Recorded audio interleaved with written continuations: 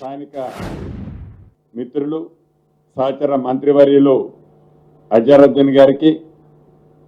ఈ కార్యక్రమంలో పెద్ద ఎత్తున నాకు తెలిసి ఆల్మోస్ట్ ఒక 8-9 మంది మా సహచర శాసన సభ్యులు, శాసన మండల సభ్యులు, ముఖ్యులు, గౌరవ హౌసింగ్ డిపార్ట్మెంట్ సెక్రటరీ గారు, గౌరవ జిల్లా కలెక్టర్లు, కార్పొరేషన్ కమిషనర్లు, హౌసింగ్ డిపార్ట్మెంట్ ఉన్నత అధికారులు, ప్రింట్ అండ్ ఎలక్ట్రానిక్ మీడియా మిత్రులు అందరికీ మనస్ఫూర్తిగా శిరస్సు వంచి హృదయపూర్వక నమస్కారాలు, వందనాలు తెలియజేసుకుంటున్నాను. 2.5 సంవత్సరాల క్రితం తెలంగాణ రాష్ట్రంలో ప్రజాప్రభుత్వం కావాలని, ఈ ప్రజాప్రభుత్వం కావాలి అంటే అది ఇందిరమ్మ రాజ్యంతోనే సాధ్యమని, తెలంగాణ ప్రజల దీవెనలతో ప్రజాప్రభుత్వం ఏర్పడిన తర్వాత పేదవాడి చిరకాల కోరిక, చిరు కోరిక, చిన్న ఆశ ఒక గూడు కావాలి అనే కార్యక్రమం మీద ఈ ఇందిరమ్మ ప్రభుత్వంలో ప్రత్యేకమైన ఫోకస్ పెట్టి రాష్ట్ర ముఖ్యమంత్రి వర్యులు రేవంత్ రెడ్డి గారి ఆధ్వర్యంలోని నాయకత్వంలోని ఈ ప్రజా ప్రభుత్వంలో సహచర మంత్రులందరూ సూచనలు, సహచర శాసనసభ్యులు, శాసన మండలి సభ్యులు, పార్లమెంటు సభ్యులు సలహాలతో మొదటి విడత రాష్ట్ర వ్యాప్తంగా ఇళ్ల స్థలము ఉన్నవారికి 4.5 లక్షల ఇళ్లు ఇవ్వటం జరిగింది. ఏవైతే ఈ 4.5 లక్షల ఇళ్లు ఇచ్చామో ప్రతి గ్రామంలో, ప్రతి వీధిలో, ప్రతి పట్టణంలో ఇళ్ల స్థలం ఉన్న నిరుపేదలు వారి చిరకాల కోరిక ఇల్లు కట్టుకోవాలనే కోరిక చిగురించి అది ఒక మహావృక్షంలా ఈనాడు అన్ని ప్రాంతాలలో చాలా ఇళ్ళు, నాకు తెలిసి ఆగస్టు నాటికి 2 లక్షల పైచీలకి ఇళ్ళు కంప్లీట్ కాబోతున్నాయి. అంతేకాదు మొదట ఇచ్చిన 4.5 లక్షల ఇళ్లే కాకుండా రెండో విడత కింద గత నెలలో ఆదిలాబాద్ జిల్లా నుంచి గౌరవ ముఖ్యమంత్రి రేవంత్ రెడ్డి గారి చేతుల మీదుగా 2.5 లక్షల ఇళ్లు మళ్ళీ రెండో విడతలో ఇవ్వటం జరిగింది. ఇవి కాకుండా అదనంగా ఇప్పుడు ఏదైతే మనం కార్యక్రమం చేసుకుంటున్నామో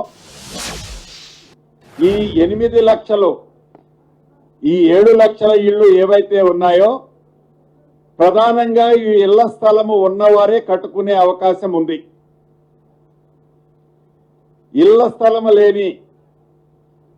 నిరుపేదలు ఎవరైతే కొన్ని దశాబ్దాలుగా ఈ క్యూర్ ప్రాంతంలో నివసిస్తున్నారో వారికి కూడా ఒక మార్గం చూపించాలని, వారి ఆశలను కూడా నెరవేర్చాలని, ఆ పేదవాడి కళ, ఆ పేదవాడి ఆశ తను పుట్టి పెరిగిన ప్రాంతంలోనే ఆ గడ్డ మీదనే తనకి ఒక గూడు ఏర్పాటు చేయాలని ఈ ఇందిరమ్మ ప్రభుత్వంలో ఏ రకమైన ఆక్షేపణ, ఆపేక్ష లేకుండా, ఏ రకమైన స్వార్థం లేకుండా ఆ పేదవాడు నివసించే ప్రాంతంలోనే ఆ గడ్డ మీదనే ఇల్లు ఇవ్వాలని నిర్ణయించి దాంట్లో భాగంగా ప్రతి నియోజకవర్గాన్ని, క్యూర్ ప్రాంతంలో ఉండే ప్రతి నియోజకవర్గాన్ని ఒక యూనిట్గా తీసుకొని ఆ నియోజకవర్గంలోని హౌసింగ్ బోర్డు, హౌసింగ్ డిపార్ట్మెంట్కి సంబంధించిన స్థలాలే కాకుండా రెవెన్యూ, పోలీసు, మిగిలిన శాఖలకు సంబంధించిన స్థలాలను కూడా సేకరించి ఏదైతే అదే నియోజకవర్గంలో ఆ జీవనోపాధి కోసం అక్కడ నివసించే ఆ బడుగు బలహీనుల కోసం ఇళ్ళిచ్చే కార్యక్రమం శ్రీకారమే ఈరోజు ఈ 1,00,000 ఇళ్లకై లాంఛనంగా ప్రారంభించే కార్యక్రమం బ్రోచర్స్ కనుక ఇతరత్ర. ఇది తప్పకుండా ఆ పేదవాడి ఆత్మగౌరవం, ఆ పేదవాడు ఎక్కడో 30-40 కిలోమీటర్ల సిటీకి దూరంగా ఒక అంటరాని వాడిలాగా కేవలం తను పని చేయటానికే ఉన్నాను అనే ఆలోచన ఆ పేద గుండెకి రావద్దు అని ఈ కోర్ ప్రాంతంలో గజము 2 లక్షల నుంచి 3 లక్షలు, సుమారు ఎకరము 100 నుంచి 250 కోట్లు విలువ చేసే భూముల్లో డబ్బు ముఖ్యం కాదు, పేదవాడికి కూడా కొన్ని కోరికలు ఉంటాయి, పేదవాడికి కూడా ఈ కోరు ప్రాంతంలో నివసించాలనే ఆశ తప్పు కాదు, ప్రతిదీ డబ్బుతోనే విలువ కట్టొద్దు అని ఈ ఇందిరమ్మ ప్రభుత్వంలో, ఇందిరమ్మ ప్రభుత్వం అంటేనే పేదోడి ప్రభుత్వం, ఈ ఇందిరమ్మ ప్రభుత్వంలో గౌరవ ముఖ్యమంత్రి రేవంత్ రెడ్డి గారు సహచర మంత్రులందరం క్షుణ్ణంగా పరిశీలించి కొద్దిగా లేట్ అయినప్పటికీ ఇప్పుడు ఫస్ట్ ఫేజ్ లో పైలట్ కింద ఏవైతే రెడీగా 16 నియోజకవర్గాల్లో స్థలాలున్నాయో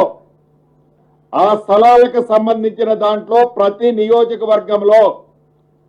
500 ఇళ్లని అపార్ట్మెంట్ రూపంలో కట్టి ప్రతి అపార్ట్మెంటు, ప్రతి ఫ్లాటు 525 చదరపు అడుగులు ఉండే విధంగా డిజైన్ చేసి ఈరోజు వాటికి సంబంధించిన అప్లికేషన్ విధి విధానాలని ఇప్పుడే సహచర మంత్రివర్యులు, సహచర గౌరవ శాసనసభ్యులు, శాసన మండలి సభ్యులు సమక్షంలో, మీ అందరి సమక్షంలో లాంఛనంగా దాన్ని ఓపెన్ చేసుకున్నాం, ప్రారంభించుకున్నాం. ఈ ప్రభుత్వం ఏర్పడిన తర్వాత ప్రత్యక్షంగా మేము చూసిన కొన్ని విషయాలు మీ దృష్టికి తేవాల్సిన అవసరం ఉంది. ఈ క్యూర్ ప్రాంతంలో నివసించే నిరుపేదలు పడుతున్న ఇబ్బందులు ప్రత్యక్షంగా ఏవైతే చూశామో వాటిని మీతో షేర్ చేయాల్సిన అవసరం ఉంది. ఇది విమర్శ కాదు,